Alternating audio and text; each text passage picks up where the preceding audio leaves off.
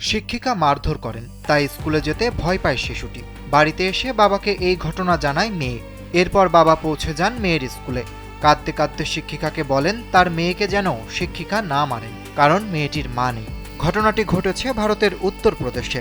ইতোমধ্যে এই ঘটনার একটি ভিডিও সামাজিক যোগাযোগ মাধ্যমে ছড়িয়ে পড়েছে।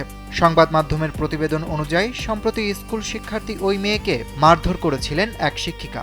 বাড়িতে এসে বাবাকে এই ঘটনা জানায় মেয়েটি। সে আরও জানায় স্কুলে যেতে তার ভয় লাগে। এ কথাটি শুনে মেয়ের বাবা পৌঁছে যান স্কুলে। তবে তিনি ঝামেলা করার পরিবর্তে কাঁদতে কাঁদতে শিক্ষিকাকে অনুরোধ করেন তার মেয়েকে যেন না মারা হয়। দেশের মানুষের দৃষ্টিশক্তিকে সুরক্ষিত রাখার প্রত্যয় নিয়ে এলো সেফ এলইডি লাইট।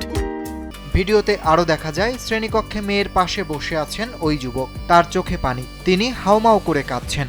এ সময় যুবককে হাত জোড় করে অনুরোধ করতেও দেখা যায়। শিক্ষিকার উদ্দেশ্যে তিনি বলেন, ম্যাডাম দয়া করে ওকে মারবেন না, ওকে মা ছাড়া একা বড় করেছি, ওর কষ্ট সহ্য করতে পারি না।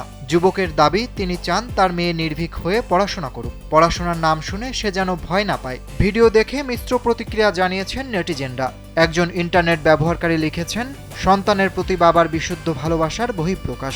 দোষী প্রমাণিত হলে ওই স্কুল শিক্ষিকাকে বরখাস্ত করা উচিত।